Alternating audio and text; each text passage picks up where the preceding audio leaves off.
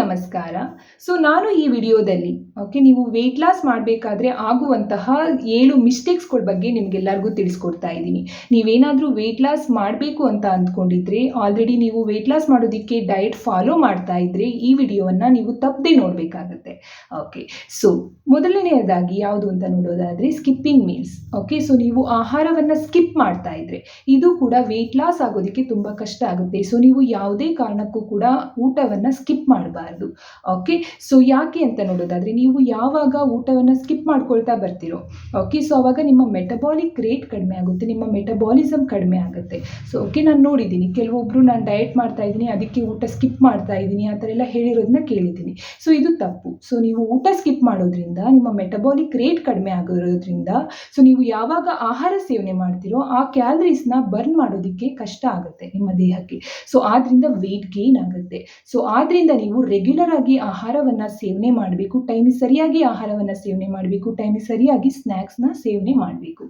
ಮತ್ತೆ ನೋಡೋದಾದರೆ ನೀವು ಆಹಾರವನ್ನು ಸ್ಕಿಪ್ ಮಾಡೋದ್ರಿಂದ ಇವಾಗ ಮಧ್ಯಾಹ್ನ ಸ್ಕಿಪ್ ಮಾಡೋದು, ಬೆಳಗ್ಗೆ ಸ್ಕಿಪ್ ಮಾಡೋದು, ಈ ರೀತಿ ಮಾಡೋದ್ರಿಂದ ಏನಾಗುತ್ತೆ ಅಂದರೆ ನಿಮಗೆ ಒಂದೇ ಟೈಮಲ್ಲಿ ಜಾಸ್ತಿ ಹಸಿವಾಗುತ್ತೆ. ಇದರಿಂದ ನೀವು ಆಹಾರವನ್ನು ಒಂದೇ ಸಮಯದಲ್ಲಿ ಜಾಸ್ತಿ ಆಹಾರ ಸೇವನೆ ಮಾಡ್ತೀರಾ. ಇದರಿಂದನೂ ಕೂಡ ವೆಯ್ಟ್ ಗೇನ್ ಆಗುತ್ತೆ. ಆದ್ರಿಂದ ನೀವು ಯಾವುದೇ ಕಾರಣಕ್ಕೂ ಊಟವನ್ನು ಸ್ಕಿಪ್ ಮಾಡಬೇಡಿ, ಟೈಮಿಗೆ ಸರಿಯಾಗಿ ಊಟ ಮಾಡಿ, ರೆಗ್ಯುಲರ್ ಮೀಲ್ಸ್ ಮಾಡಿ. ಮತ್ತೆ ಮಧ್ಯ ಸ್ನ್ಯಾಕ್ಸ್ಗಳನ್ನು ಕೂಡ ಇನ್ಕ್ಲೂಡ್ ಮಾಡಿ. ಇದರಿಂದ ನೀವು ನಿಮ್ಮ ಮೆಟಬಾಲಿಕ್ ರೇಟನ್ನು ಸರಿಯಾಗಿ ಇರೋ ಥರ ನೋಡ್ಕೊಳ್ಬೋದು. ನಿಮ್ಮ ಮೆಟಬಾಲಿಸಮ್ ಚೆನ್ನಾಗಿತ್ತು ಅಂತ ಅಂದರೆ ಕ್ಯಾಲರೀಸು ಚೆನ್ನಾಗಿ ಬರ್ನ್ ಆಗುತ್ತೆ. ನಿಮ್ಮ ದೇಹ ಕ್ಯಾಲರೀಸ್ನ ಚೆನ್ನಾಗಿ ಬರ್ನ್ ಆಗುತ್ತೆ. ಯಾವಾಗ ಮೆಟಬಾಲಿಸಮ್ ಡೌನ್ ಆಗುತ್ತೋ ಆವಾಗ ಏನಾಗುತ್ತೆ, ದೇಹಕ್ಕೆ ಕಷ್ಟ ಆಗುತ್ತೆ ಕ್ಯಾಲರೀಸ್ನ ಬರ್ನ್ ಮಾಡೋದಕ್ಕೆ. ಆದ್ರಿಂದ ಆಲ್ವೇಸ್ ನೀವು ನಿಮ್ಮ ಮೆಟಬಾಲಿಕ್ ರೇಟ್ ಚೆನ್ನಾಗಿರೋ ಥರ ನೋಡ್ಕೊಳ್ಬೇಕು.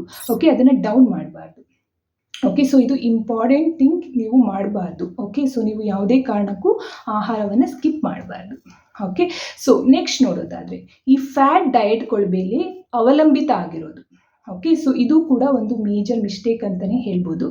ಇತ್ತೀಚಿನ ದಿನಗಳಲ್ಲಿ ಟ್ರೆಂಡ್ಗಳು ಜಾಸ್ತಿ ಆಗ್ತಾ ಇದೆ. 1 ತಿಂಗಳಿಗೆ 5 kg ವೆಯ್ಟ್ ಲಾಸ್ ಆಗೋದು, 10 kg ವೆಯ್ಟ್ ಲಾಸ್ ಆಗೋದು. ಇವನ್ನೆಲ್ಲ ನೀವು ಕೇಳಿರ್ತೀರಾ, ನೋಡಿರ್ತೀರಾ ಕೂಡ. ಹಾಗಂತ ಬೇರೆಯವರು 10 kg ವೆಯ್ಟ್ ಲಾಸ್ ಮಾಡಿದ್ದಾರೆ, 8 kg ವೆಯ್ಟ್ ಲಾಸ್ ಮಾಡಿದ್ದಾರೆ 1 ತಿಂಗಳಲ್ಲಿ, ನಾನು ಮಾಡೋಣ ಅಂತ ಮಾಡೋದಕ್ಕೆ ಹೋಗೋದು ತಪ್ಪು. ಮೇನ್ ನೀವು ಹೆಲ್ತಿ ಡಯಟ್ನ ಫಾಲೋ ಮಾಡಬೇಕು, ಬ್ಯಾಲೆನ್ಸ್ ಡಯಟ್ನ ಫಾಲೋ ಮಾಡಬೇಕು.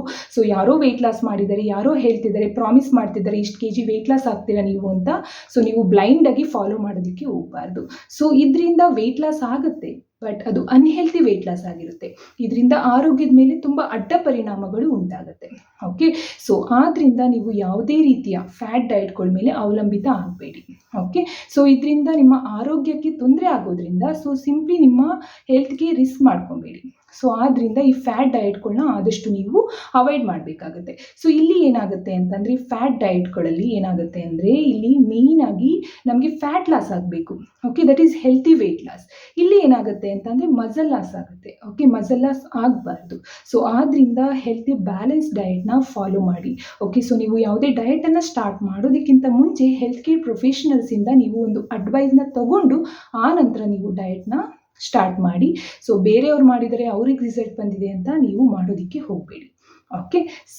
ನೆಕ್ಸ್ಟ್ ನೋಡೋದಾದರೆ ನೆಕ್ಸ್ಟ್ ಮಿಸ್ಟೇಕ್ ಯಾವುದು ಅಂತ ನೋಡೋದಾದರೆ ನೀರನ್ನು ಸರಿಯಾಗಿ ಕುಡಿದೇ ಇರೋದು. ಇದು ಕೂಡ ಒಂದು ಮಿಸ್ಟೇಕ್. ಕೆಲವೊಬ್ಬರು ಡಯಟ್ ಮಾಡ್ತಿರ್ತಾರೆ, ಎಕ್ಸಸೈಸ್ ಮಾಡ್ತಿರ್ತಾರೆ, ಎಲ್ಲ ಮಾಡ್ತಿರ್ತಾರೆ, ಬಟ್ ನೀರನ್ನು ಸರಿಯಾಗಿ ಕುಡಿತಾ ಇರೋದಿಲ್ಲ. ನೀರು ಕೂಡ ತುಂಬ ಇಂಪಾರ್ಟೆಂಟ್. ನಮ್ಮ ಬಾಡಿನ ಹೈಡ್ರೇಟ್ ಮಾಡೋದಕ್ಕೆ ನೀರು ನಮಗೆ ಬೇಕೇ ಬೇಕು. ಇದು ನಮ್ಮ ಓವರ್ ಆಲ್ ಹೆಲ್ತ್ನ ಮೇಂಟೈನ್ ಮಾಡೋದಕ್ಕೆ ತುಂಬ ಸಹಾಯ ಮಾಡುತ್ತೆ. ಆದ್ದರಿಂದ ನೀವು ನೀರನ್ನು ಸರಿಯಾಗಿ ಕುಡಿಬೇಕು. ಇನ್ನೊಂದು ಕಡೆ ನೋಡೋದಾದರೆ ನೀವು ಊಟಕ್ಕಿಂತ ಮುಂಚೆ ಅಂದರೆ ಇಮಿಡಿಯೇಟ್ ಅಲ್ಲ, ಅರ್ಧ ಗಂಟೆಗಿಂತ ಮುಂಚೆ ನೀವು ನೀರನ್ನು ಕುಡಿಯೋದ್ರಿಂದ ಆನಂತರ ಊಟ ಮಾಡೋದ್ರಿಂದ ನಿಮ್ಮ ಹೊಟ್ಟೆ ಸ್ವಲ್ಪ ಫಿಲ್ ಆದಂಗೆ ಆಗೋದ್ರಿಂದ ನೀವು ಊಟನೂ ಕೂಡ ಕಡಿಮೆ ಮಾಡ್ತೀರಾ, ಓವರ್ ಈಟಿಂಗ್ ಮಾಡೋದಿಲ್ಲ. ಈ ರೀತಿಯೂ ಕೂಡ ನಮಗೆ ಬೆನಿಫಿಟ್ಸ್ ಸಿಗುತ್ತೆ. ಇದು ಕೂಡ ವೆಯ್ಟ್ ಲಾಸ್ ಆಗೋದಕ್ಕೆ ತುಂಬ ಸಹಾಯ ಮಾಡುತ್ತೆ. ನೀರನ್ನು ಆದಷ್ಟು ಚೆನ್ನಾಗಿ ಕುಡೀರಿ, ಹೈಡ್ರೇಟ್ ಮಾಡ್ಕೊಳ್ಳಿ. ಆದಷ್ಟು ನೀರನ್ನ ಯಾವುದೇ ಕಾರಣಕ್ಕೂ ತಪ್ಪಿಸಕ್ಕೆ ಹೋಗಬೇಡಿ. At least 2.5 to 3 litre. Again it depends on the weather. ಇವಾಗ ಸಮ್ಮರ್ ಸೀಸನ್ ಆ ಥರ ಎಲ್ಲ ಬಂದಾಗ ನಮ್ಮ ಇಂಟೇಕ್ ಕೂಡ ನಾವು ಜಾಸ್ತಿ ಮಾಡಬೇಕಾಗತ್ತೆ. ನೆಕ್ಸ್ಟ್ ಮಿಸ್ಟೇಕ್ ಯಾವುದು ಅಂತ ನೋಡೋದಾದರೆ ನೀವು ಪೋರ್ಷನ್ ಸೈಜ್ ಕಡೆ ಗಮನ ಕೊಡದೇ ಇರೋದು. ಇದು ಕೂಡ ಇಂಪಾರ್ಟೆಂಟ್. ಓಕೆ, ಸೊ ನೀವು ಪೋರ್ಷನ್ ಸೈಜ್ ಮೇಲೆ ಯಾವಾಗಲೂ ಕೂಡ ಗಮನ ಕೊಡಬೇಕು, ನೀವು ಡಯಟ್ ಮಾಡ್ತಾ ಇದ್ದೀರಾ ಅಂತ. ಇವಾಗ ಮಿಲ್ಲೆಟ್ಸ್ ಒಳ್ಳೇದು, ನಮಗೆ ಗೋಧಿ ಒಳ್ಳೇದು, ಹೋಲ್ ಸೀರಿಯಸ್ ಒಳ್ಳೇದು ಅಂತ. ಸೊ ಅಗತ್ಯಕ್ಕಿಂತ ಜಾಸ್ತಿ ಸೇವನೆ ಮಾಡಿದಾಗ ಏನಾಗುತ್ತೆ, ಅದು ವೆಯ್ಟ್ ಗೇನ್ ಆಗುತ್ತೆ. ಅದರಿಂದ ಕ್ಯಾಲರೀಸ್ ಜಾಸ್ತಿ ಆದಾಗ ಡೆಫಿನೆಟ್ಲಿ ಏನಾಗುತ್ತೆ ಅಂದರೆ ವೆಯ್ಟ್ ಗೇನ್ ಆಗುತ್ತೆ. ಸೊ ಆದ್ದರಿಂದ ನೀವು ಯಾವಾಗಲೂ ಕೂಡ ಪೋರ್ಷನ್ ಸೈಜ್ ಮೇಲೆ ಗಮನ ಕೊಡಬೇಕು. ಸೊ ನಿಮಗೆ ಮೇಂಟೈನ್ ಮಾಡೋಕ್ಕಾಗ್ತಿಲ್ಲ ಅಂದರೆ ಮೆಷರಿಂಗ್ ಕಪ್ಸ್ನ ಯೂಸ್ ಮಾಡಿ, ಓಕೆ, ವೇಯಿಂಗ್ ಸ್ಕೇಲ್ಸ್ನ ಯೂಸ್ ಮಾಡಿ ನಿಮಗೆ ಅವಶ್ಯಕತೆ ಇದ್ದರೆ. ಸೊ ಆಗ ನೀವು ಸರಿಯಾಗಿ ಪೋರ್ಷನ್ನ ಕಂಟ್ರೋಲ್ ಮಾಡ್ಬೋದು. ಓಕೆ, ಸ್ಮಾಲ್ ಪ್ಲೇಟ್ಸ್ಗಳನ್ನ ಯೂಸ್ ಮಾಡಿ, ಬಿಗ್ಗರ್ ಪ್ಲೇಟ್ಸ್ಗಳನ್ನ ಯೂಸ್ ಮಾಡಬೇಡಿ. ಸೊ ಇದರಿಂದ ಏನು ಮಾಡ್ಬೋದು, ನೀವು ಪೋರ್ಷನ್ ಸೈಜ್ನ ಕಂಟ್ರೋಲ್ ಮಾಡ್ಬೋದು. ಓಕೆ, ಸೊ ಅವಾಗ ಕ್ಯಾಲರೀಸ್ ಕಡಿಮೆ ಆಗುತ್ತೆ ನೀವು ಕಡಿಮೆ ಸರ್ವ್ ಮಾಡಿದಾಗ. ಸೊ ಇದು ವೆಯ್ಟ್ ಲಾಸ್ಗೆ ಹೆಲ್ಪ್ ಆಗುತ್ತೆ. ಆಲ್ವೇಸ್ ನೀವು ಡಯಟ್ ಮಾಡ್ತಿದ್ದೀರಾ ಅಂದರೆ ಪೋರ್ಷನ್ ಸೈಜ್ ಮೇಲೆ ನೀವು ಗಮನ ಕೊಡಲೇಬೇಕಾಗುತ್ತೆ, ಯಾವುದೇ ಕಾರಣಕ್ಕೂ ತಪ್ಪಿಸೋ ಹಾಗಿಲ್ಲ. ಓಕೆ, ಸೊ ನೆಕ್ಸ್ಟ್ ಯಾವ ಮಿಸ್ಟೇಕು ಅಂತ ನೋಡೋದಾದರೆ, ಈ ಹೆಲ್ತಿ ಫುಡ್ಸ್ ಅಂತ ಅದನ್ನು ಜಾಸ್ತಿ ಸೇವನೆ ಮಾಡೋದು. ಓಕೆ, ಸೊ ಇದರಿಂದ ವೆಯ್ಟ್ ಲಾಸ್ ಆಗುತ್ತೆ ಮತ್ತೆ ಅಂತ ಹೇಳಿಕೊಂಡು ಜಾಸ್ತಿ ಆಹಾರ ಸೇವನೆ ಮಾಡೋದು. ನಿಜ, ಕೆಲವೊಂದು ಫುಡ್ಸು ನಮ್ಮ ದೇಹಕ್ಕೆ ತುಂಬ ಒಳ್ಳೆಯದು, ತುಂಬ ನ್ಯೂಟ್ರಿಷನ್ ಕೊಡುತ್ತೆ, ಇವನ್ ವೆಯ್ಟ್ ಲಾಸ್ಗೂ ಕೂಡ ಹೆಲ್ಪ್ ಮಾಡುತ್ತೆ. ಸೊ ಹಾಗಂತ ನಾವು ಅದನ್ನು ಅಧಿಕವಾಗಿ ಸೇವನೆ ಮಾಡಬಾರ್ದು. ಉದಾಹರಣೆಗೆ ನೋಡೋದಾದರೆ, ಓಕೆ, ನಟ್ಸ್ ಇರ್ಬೋದು, ಡ್ರೈ ಫ್ರೂಟ್ಸ್ ಇರ್ಬೋದು, ಇದರಲ್ಲಿ ಗುಡ್ ಅಮೌಂಟ್ ಆಫ್ ನ್ಯೂಟ್ರಿಯೆಂಟ್ಸ್ ಇದೆ. ಓಕೆ, ನ್ಯೂಟ್ರಿಯೆಂಟ್ ಡೆನ್ಸ್ ಆಹಾರ ಇವೆಲ್ಲ. ಸೊ ಹಾಗಂತ ಇದನ್ನು ಜಾಸ್ತಿ ಸೇವನೆ ಮಾಡೋದ್ರಿಂದ ಇದು ಕೂಡ ವೆಯ್ಟ್ ಗೇನ್ಗೆ ಕಾರಣ ಆಗುತ್ತೆ. ಯಾಕಂದರೆ ನಟ್ಸ್ ಆ್ಯಂಡ್ ಡ್ರೈ ಫ್ರೂಟ್ಸಲ್ಲಿ ಕ್ಯಾಲರೀಸ್ ಜಾಸ್ತಿ ಇರುತ್ತೆ. ಓಕೆ, ಸೊ ಅದನ್ನು ಸರ್ಟೈನ್ ಅಮೌಂಟಲ್ಲಿ ತಗೊಂಡಾಗ ಮಾತ್ರ ಅದು ನಮ್ಮ ದೇಹಕ್ಕೆ ಸಹಾಯ ಮಾಡುತ್ತೆ. ಹಾಗಂತ ಅದಕ್ಕೆ ಅಗತ್ಯಕ್ಕಿಂತ ನಾವು ಜಾಸ್ತಿ ಸೇವನೆ ಮಾಡ್ಕೊಳ್ತಾ ಹೋಗೋದ್ರಿಂದ ಅದು ಕೂಡ ವೆಯ್ಟ್ ಗೇನ್ಗೆ ಕಾರಣ ಆಗುತ್ತೆ. ಸೊ ಆದ್ದರಿಂದ ಯಾವುದೇ ಹೆಲ್ತಿ ಫುಡ್ಸ್ ಆಗಿರಲಿ, ಸೊ ನಮ್ಗೆ ಎಷ್ಟು ಬೇಕು, ನಮ್ಮ ದೇಹಕ್ಕೆ ಎಷ್ಟು ಬೇಕೋ ಅಷ್ಟು ಮಾತ್ರ ನಾವು ಸೇವನೆ ಮಾಡಬೇಕಾಗುತ್ತೆ. ಓಕೆ, ಓವರ್ಲೋಡ್ ಮಾಡಬಾರ್ದು. ಓಕೆ, ಸೊ ನೆಕ್ಸ್ಟ್ ಮಿಸ್ಟೇಕ್ ಯಾವುದು ಅಂತ ನೋಡೋದಾದರೆ, ನಿಮ್ಮ ಪ್ರೋಗ್ರೆಸ್ಸನ್ನು ಮಾನಿಟರ್ ಮಾಡದೇ ಇರೋದು. ಓಕೆ, ಸೊ ಇದು ಕೂಡ ಒಂದು ಮಿಸ್ಟೇಕೆ. ಹೇಗೆ ಅಂತ ನೋಡೋದಾದರೆ, ಯಾವಾಗ ನೀವು ಆಹಾರ ಏನು ಸೇವನೆ ಮಾಡ್ತೀರೋ ಅದನ್ನು ಒಂದು ಟ್ರ್ಯಾಕ್ ಮಾಡೋದ್ರಿಂದ, ಓಕೆ, ಸೊ ಅದನ್ನು ನೋಟ್ ಡೌನ್ ಮಾಡೋದ್ರಿಂದ ಇದು ನಿಮ್ಮನ್ನ ಮೋಟಿವೇಟ್ ಮಾಡುತ್ತೆ. ಓಕೆ, ಮತ್ತು ನಿಮ್ಗೆ ಐಡಿಯಾ ಸಿಗುತ್ತೆ, ನೀವು ಲಾಸ್ಟ್ ಡೇ ಏನು ತಿಂದಿದ್ರಾ, ಈ ಡೇ ನಾನು ಅದು ಜಾಸ್ತಿ ತಿಂದಿದ್ದೀನಾ, ಕಡಿಮೆ ತಿಂದಿದ್ದೀನಾ, ಸರಿಯಾಗಿ ತಿಂದಿದ್ದೀನಾ ಅನ್ನೋದ್ರ ಬಗ್ಗೆ ನಿಮಗೆ ಗೊತ್ತಾಗುತ್ತೆ. ಓಕೆ, ಸೊ ಆದ್ದರಿಂದ ನೀವು ಮಾನಿಟರ್ ಮಾಡಬೇಕಾಗುತ್ತೆ, ನೀವು ಆಹಾರ ಏನು ಸೇವನೆ ಮಾಡ್ತೀರಾ, ಸೊ ಅದನ್ನು ಡೈಲಿ ಮಾನಿಟರ್ ಮಾಡಬೇಕಾಗುತ್ತೆ. ಸೊ ಒಂದು ಡೈರಿ ಮೇಂಟೈನ್ ಮಾಡ್ಬೋದು. ಅದರಲ್ಲಿ ಮೊಬೈಲಲ್ಲಿ ಎಷ್ಟೊಂದು ಆ್ಯಪ್ಸ್ ಇದೆ. ಸೊ ಆ್ಯಪ್ಸ್ಗಳ ಮುಖಾಂತರನೂ ಕೂಡ ನೀವು ಮಾನಿಟರ್ ಮಾಡ್ಬೋದು ನಿಮ್ಮ ಪ್ರೋಗ್ರೆಸ್ನ, ನಿಮ್ಮ ಇಂಟೇಕ್ ಇರ್ಬೋದು, ನಿಮ್ಮ ವೆಯ್ಟ್ ಇರ್ಬೋದು. ಸೊ ಇವನ್ನೆಲ್ಲ ಮಾನಿಟರ್ ಮಾಡ್ಕೊಳ್ತಾ ಬಂದಾಗ ಇದೇ ನಿಮಗೆ ಎಂಕರೇಜ್ ಮಾಡುತ್ತೆ, ಮೋಟಿವೇಶನ್ ಮಾಡುತ್ತೆ. ಸೊ ಹೀಗೆ ಮಾಡ್ಕೊಳ್ತಾ ಬರೋದ್ರಿಂದ ನೀವು ವೆಯ್ಟ್ ಲಾಸ್ ಮಾಡೋದಕ್ಕೂ ಕೂಡ ತುಂಬ ಸಹಾಯ ಮಾಡುತ್ತೆ. ಓಕೆ, ಸೊ ನೆಕ್ಸ್ಟ್ ನೋಡೋದಾದರೆ, ಓಕೆ, ಸೊ ಈ ಫಿಸಿಕಲ್ ಆ್ಯಕ್ಟಿವಿಟಿನ ನೆಗ್ಲೆಕ್ಟ್ ಮಾಡೋದು, ಇದು ಕೂಡ ಒಂದು ದೊಡ್ಡ ಮಿಸ್ಟೇಕ್. ಓಕೆ, ಸೊ ಯಾವುದೇ ಕಾರಣಕ್ಕೂ ಓಕೆ ನೀವು ಫಿಸಿಕಲ್ ಆ್ಯಕ್ಟಿವಿಟಿನ ನೆಗ್ಲೆಕ್ಟ್ ಮಾಡಬಾರ್ದು.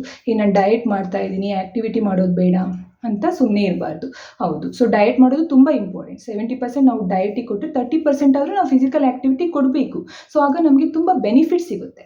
ಓಕೆ, ಸೊ ಈ ಎಕ್ಸಸೈಸ್ ಮಾಡೋದ್ರಿಂದ ನಮ್ಮ ಮಸಲ್ ಬಿಲ್ಡ್ ಆಗೋದಕ್ಕೆ ತುಂಬ ಸಹಾಯ ಮಾಡುತ್ತೆ, ಮತ್ತು ಎಕ್ಸ್ಟ್ರಾ ಕ್ಯಾಲರೀಸ್ನ ಬರ್ನ್ ಮಾಡ್ಬೋದು.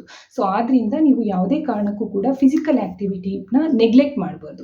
ನಿಮ್ಗೆ ಯಾವ ಎಕ್ಸಸೈಸ್ ಇಷ್ಟ ಆಗುತ್ತೋ ಮಾಡಿ, ಯೋಗ ಮಾಡ್ಬೋದು. ಓಕೆ, ಸೊ ನೀವು ರನ್ನಿಂಗ್, ಜಾಗಿಂಗ್, ಸೈಕ್ಲಿಂಗ್ ಅಥವಾ ಬ್ರಿಸ್ಕ್ ವಾಕಿಂಗ್, ಅಟ್ಲೀಸ್ಟ್ ವಾಕಿಂಗ್ನ ಮಾಡ್ಬೋದು. ಬಟ್ ಇದನ್ನ ರೆಗ್ಯುಲರ್ ಆಗಿರೋ ಥರ ನೀವು ನೋಡ್ಕೊಳ್ಬೇಕು. ಓಕೆ, ಸೊ ಒಂದಿನ ಮಾಡೋದು, ಒಂದಿನ ಬಿಡೋದು, ಆ ರೀತಿ ಮಾಡಬಾರ್ದು. ಸೊ ಫಿಸಿಕಲ್ ಆ್ಯಕ್ಟಿವಿಟಿನೂ ಕೂಡ ತುಂಬ ಇಂಪಾರ್ಟೆಂಟ್. ನೀವು ಡಯಟ್ ಜೊತೆಗೆ ಫಿಸಿಕಲ್ ಆ್ಯಕ್ಟಿವಿಟಿನೂ ಮಾಡೋದ್ರಿಂದ ಓಕೆ, ಸೊ ನಿಮಗೆ ಉತ್ತಮವಾದ ರಿಸಲ್ಟ್ಸು ಸಿಗುತ್ತೆ. ಸೊ ಇದರಲ್ಲಿ ಮೇನ್ ಫಿಸಿಕಲ್ ಆ್ಯಕ್ಟಿವಿಟಿಲಿ ಸ್ಟ್ರೆಂತ್ ಟ್ರೈನಿಂಗ್ ಮತ್ತು ಕಾರ್ಡಿಯೋವ್ಯಾಸ್ಕ್ಯುಲರ್ ಆ್ಯಕ್ಟಿವಿಟೀಸ್ನ ನೀವು ಎರಡನ್ನೂ ಕೂಡ ಇನ್ಕ್ಲೂಡ್ ಮಾಡ್ಕೊಳ್ಳೋದ್ರಿಂದ ಇನ್ನೂ ಉತ್ತಮವಾದ ರಿಸಲ್ಟ್ಸನ್ನು ನೀವು ಕಂಡುಕೊಳ್ಬೋದು. ಓಕೆ, ಸೊ ಆದ್ದರಿಂದ ಈ ಫಿಸಿಕಲ್ ಆ್ಯಕ್ಟಿವಿಟಿನ ನೀವು ನೆಗ್ಲೆಕ್ಟ್ ಮಾಡಬಾರ್ದು. ಓಕೆ, ಸೊ ಈ ರೀತಿ ಈ 7 ಮಿಸ್ಟೇಕ್ಸ್ಗಳನ್ನ ನೀವು ಮಾಡದೇ ಇರೋದ್ರಿಂದ ನೀವು ಉತ್ತಮ ರಿಸಲ್ಟ್ಸನ್ನು ನೀವು ಪಡೆದುಕೊಳ್ಬೋದು.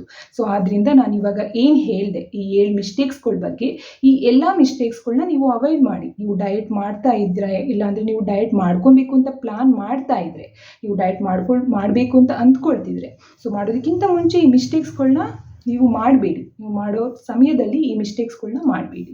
ಸೊ ಈ ಮಿಸ್ಟೇಕ್ಸ್ಗಳನ್ನೆಲ್ಲ ಅವಾಯ್ಡ್ ಮಾಡಿ ಸರಿಯಾದ ಆಹಾರ ಪದ್ಧತಿಯನ್ನು ಫಾಲೋ ಮಾಡೋದ್ರಿಂದ, ಸರಿಯಾದ ಸಮತೋಲನ ಆಹಾರವನ್ನು ಸೇವನೆ ಮಾಡೋದ್ರಿಂದ ಸೊ ನಿಮಗೆ ಉತ್ತಮವಾದ ರಿಸಲ್ಟ್ಸ್ನ ನೀವು ನೋಡ್ಬೋದು. ಸೊ ನಿಮ್ಮ ಪ್ರೋಗ್ರೆಸ್ಸನ್ನು ಮಾನಿಟರ್ ಮಾಡ್ಕೊಳ್ತಾ ಬರೋದ್ರಿಂದ ಅದು ನಿಮಗೆ ಎಂಕರೇಜ್ ಮಾಡುತ್ತೆ, ನಿಮ್ಮನ್ನ ಮೋಟಿವೇಶನ್ ಮಾಡುತ್ತೆ. ಸೊ ಫೈನಲಿ ನಿಮ್ಮ ವೆಯ್ಟ್ ಲಾಸ್ ಜರ್ನಿಗೆ ತುಂಬ ಸಹಾಯ ಮಾಡುತ್ತೆ. ನೀವು ವೆಯ್ಟ್ ಲಾಸ್ ಮಾಡೋದ್ರಲ್ಲಿ ತುಂಬ ಯಶಸ್ವಿ ಆಗ್ತೀರಾ. ಓಕೆ, ಸೊ ಆದ್ದರಿಂದ ಸರಿಯಾದ ಆಹಾರ ಪದ್ಧತಿ ಫಾಲೋ ಮಾಡಿ, ಫಿಸಿಕಲ್ ಆ್ಯಕ್ಟಿವಿಟಿನ ಇನ್ಕ್ಲೂಡ್ ಮಾಡಿ, ನೀರನ್ನು ಕುಡಿಯೋದನ್ನು ಮರಿಬೇಡಿ, ಸರಿಯಾಗಿ ನೀರನ್ನು ಕುಡೀರಿ. ಓಕೆ, ಸೊ ನಿಮ್ಮ ಪ್ರೋಗ್ರೆಸ್ಸನ್ನು ಮಾನಿಟರ್ ಮಾಡಿ. ಓಕೆ, ಸೊ ಫೈನಲಿ ಈ ಎಲ್ಲ ಮಿಸ್ಟೇಕ್ಸ್ಗಳನ್ನ ನೀವು ಅವಾಯ್ಡ್ ಮಾಡಿ.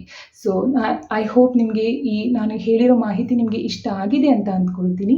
ಸೊ ದಯವಿಟ್ಟು ಈ ಎಲ್ಲ ಮಿಸ್ಟೇಕ್ಸ್ಗಳನ್ನ ಅವಾಯ್ಡ್ ಮಾಡಿ. ನೀವು ವೆಯ್ಟ್ ಲಾಸ್ ಮಾಡಬೇಕು ಅಂತ ಅಂದ್ಕೊಂಡಿದ್ರೆ, ಸೀರಿಯಸ್ ಆಗಿ ವೆಯ್ಟ್ ಲಾಸ್ ಮಾಡಬೇಕು ಅಂದ್ಕೊಂಡಿದ್ರೆ ನೀವು ಈ 7 ಮಿಸ್ಟೇಕ್ಸ್ಗಳನ್ನ ನೀವು ಅವಾಯ್ಡ್ ಮಾಡಲೇಬೇಕಾಗುತ್ತೆ.